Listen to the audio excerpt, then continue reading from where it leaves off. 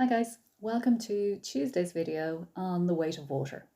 Now on Monday we focused on two simple aspects, so the author then, and obviously we were focusing on the cover and the title. So number 3 then on our list is genre. So remember I explained of course that the word genre is French for type or kind. So what kind of novel are we reading here? So when we first begin reading, it's very difficult, I think, to discern or very difficult to identify the particular genre because you kind of think it doesn't really fit into a particular box that we're familiar with. So it doesn't really, of course, identify itself as, we'd say, horror or science fiction or whatever it happens to be. Basically, we're just given a very simple story about a girl, a young girl, of course, who is 12 at the very beginning of the novel, who moves from her home city, the seaport of Gdansk in Poland, to Coventry, then in the middle of England. And we're kind of thinking, okay, it's a very simple storyline here. We're just looking at this particular young girl growing up and dealing with very universal problems, kind of timeless problems, essentially. So then we can think, okay, growing up, well, that actually is a genre. It's a very specific type of novel.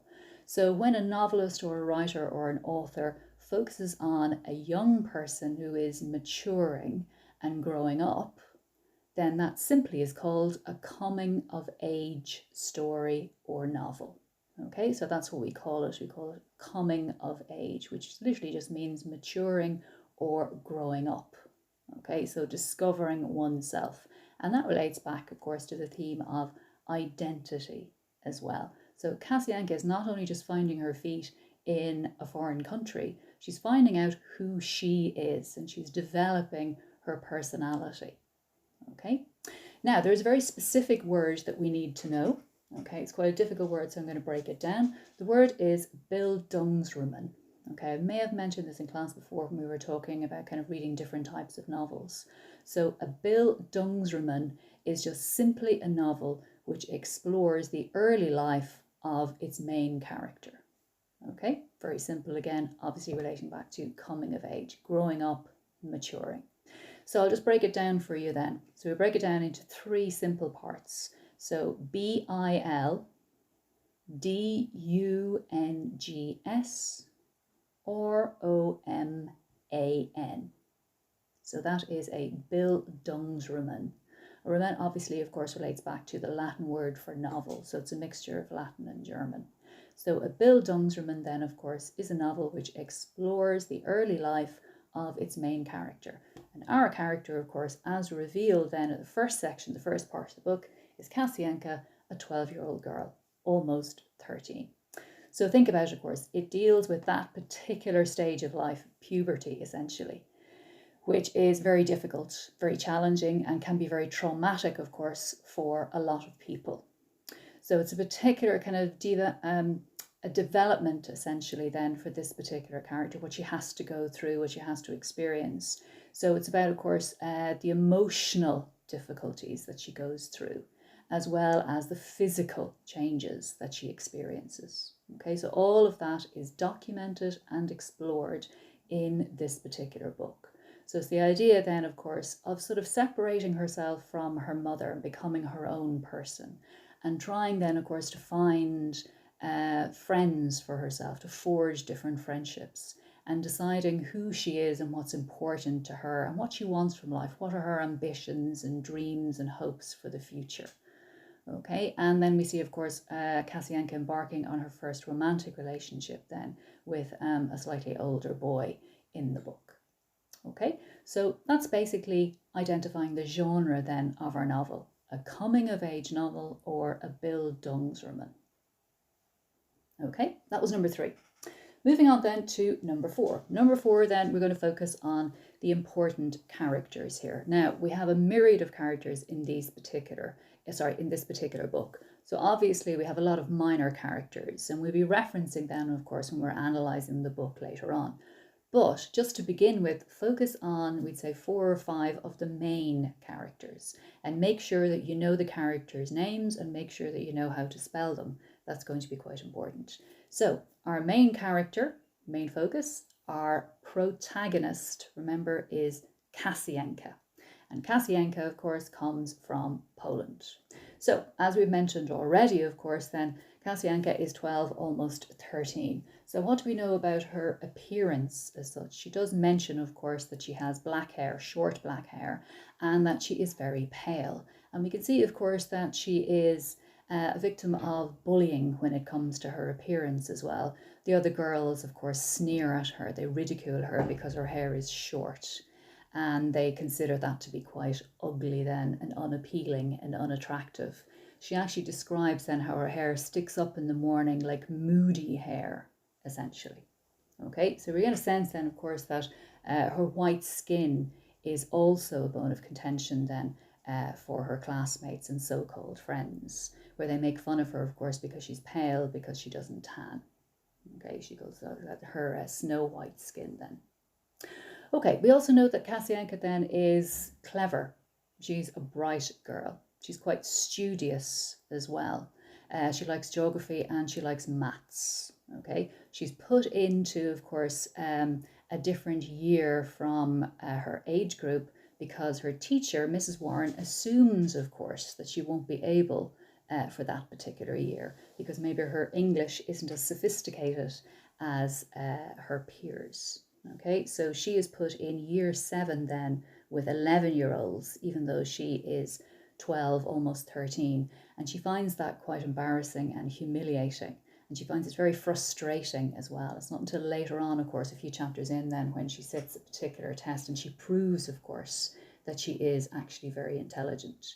And we can see, of course, that she's sort of emotionally intelligent as well. She can sense, of course, when there's something wrong with somebody. And she can sense then, of course, her mother's moods and sort of her mother's temperament as well.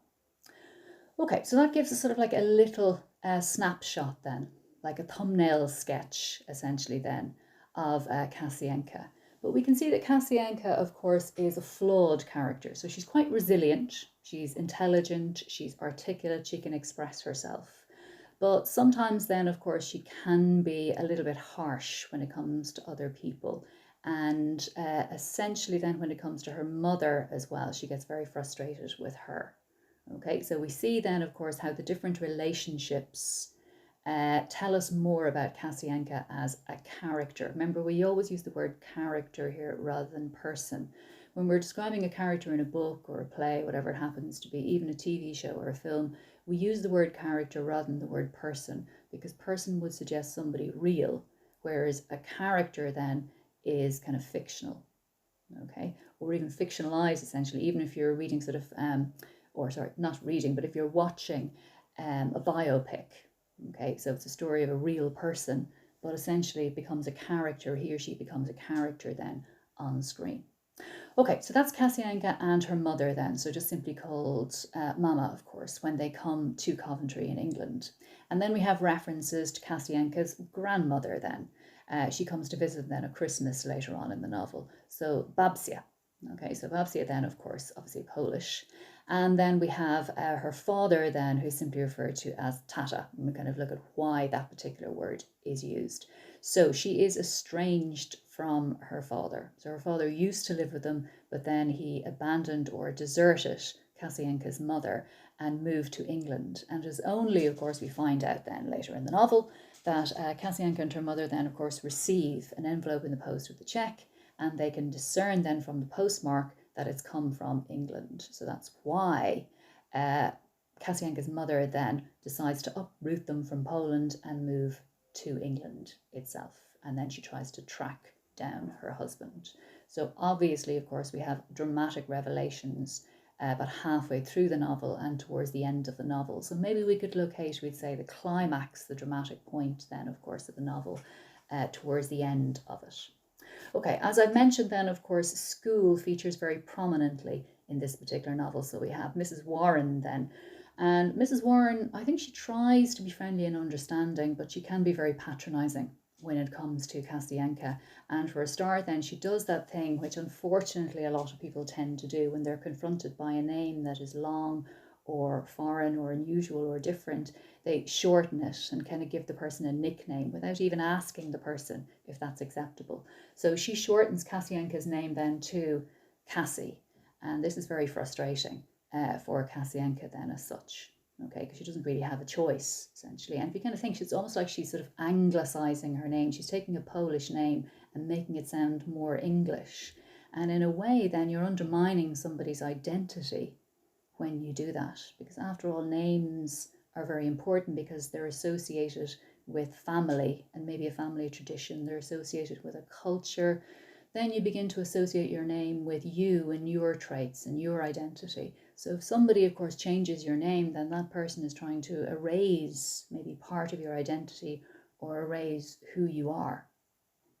So Mrs. Warren then, of course, a flawed character. Really, when we're looking at all of these characters, they're very realistic because no one is perfect in the novel. We don't really have sort of like a hero and then a villain as such then. They're not stock characters. They're very well-rounded characters, and they are quite gritty and quite realistic at times.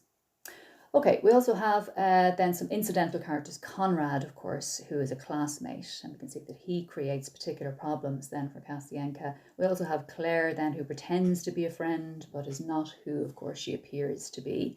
And we can see, of course, a theme of bullying then features with the arrival or the appearance of that particular character. Then we have the love interest, who's William.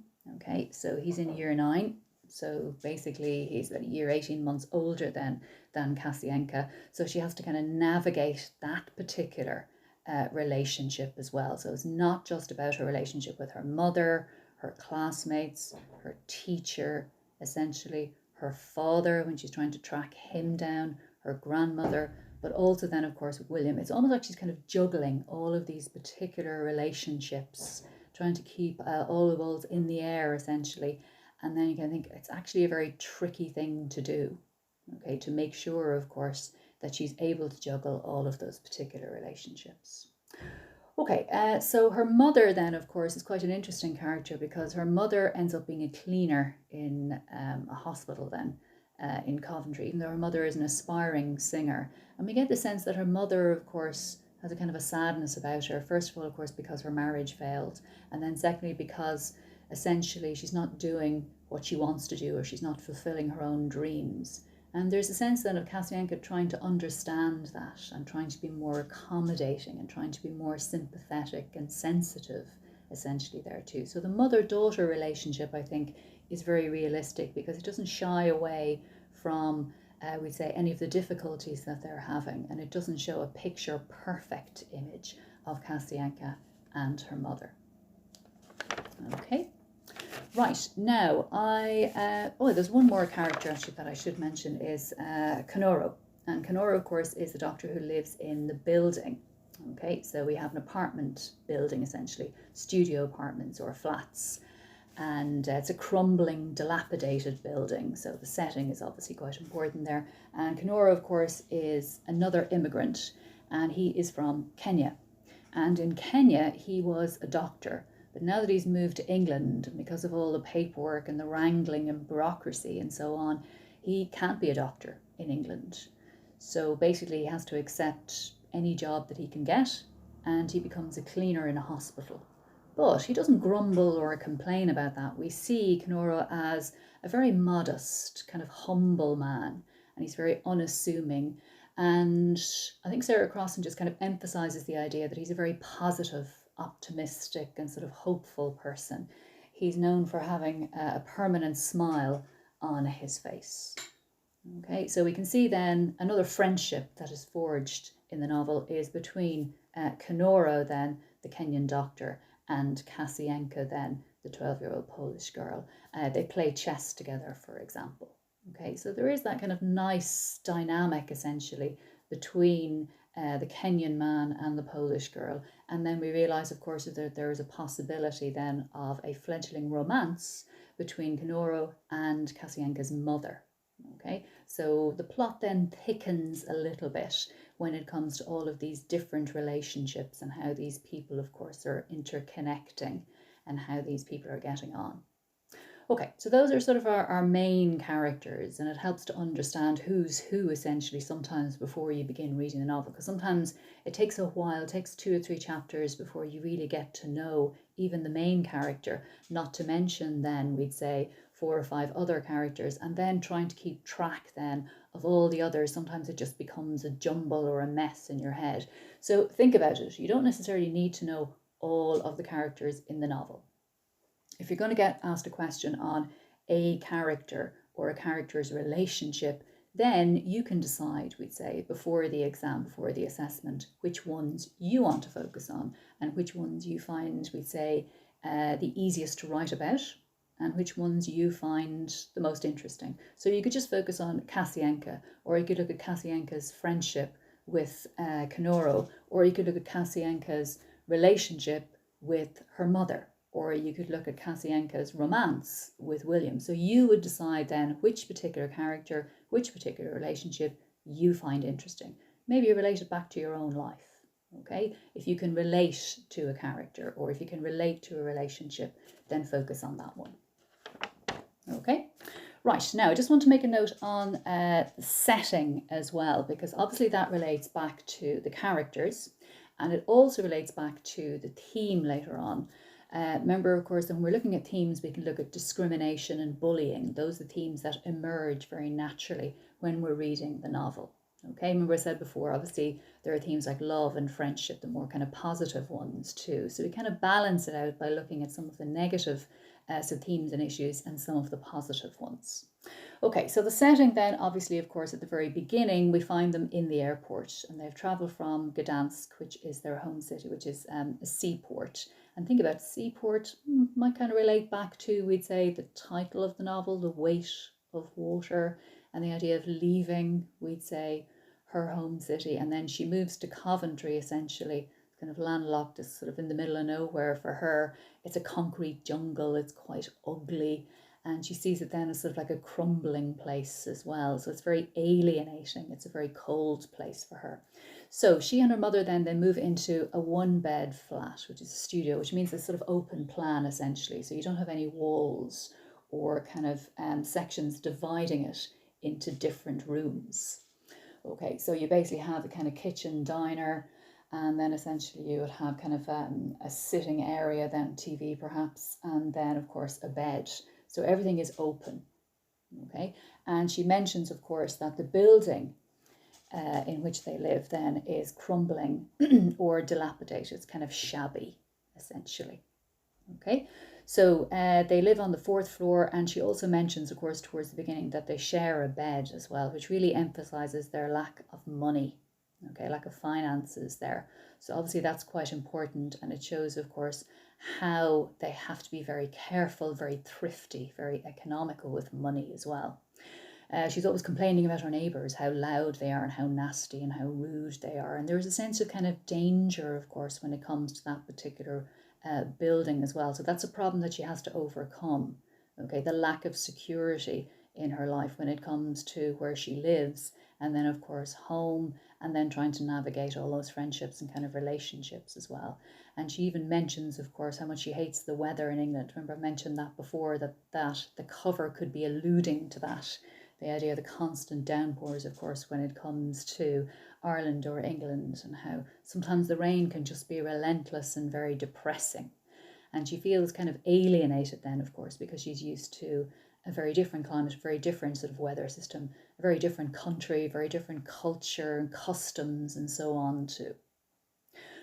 Okay, so basically we have looked then at the characters, and we've also had a quick look at the setting. And then backtracking, we featured the genre of the novel. So if you just make sure that you memorize those key points, okay, and those are things then that you can focus on when you're reading through the book, and you're going, oh, okay, I've noticed that now, that relates back to a particular character, or I've noticed that particular point relating back maybe to the theme of discrimination, or, oh yeah, that helps me to understand then the setting, or the genre, which is of course a coming of age or a bildungsroman. Right guys, so what I'll do is I'll focus on the opening then next week. Okay, so hopefully we'll all have the books by then, and we'll all have made a start on the reading. We're going to have a look at the opening and we're going to have a look at the ending, essentially, because you may be asked direct questions, of course, on analysing the opening and what it reveals, and analysing the ending and what it reveals, and how successful it is, and the fact that the author uses an epilogue, and so on as well. Okay, until then, keep up with the reading. Bye.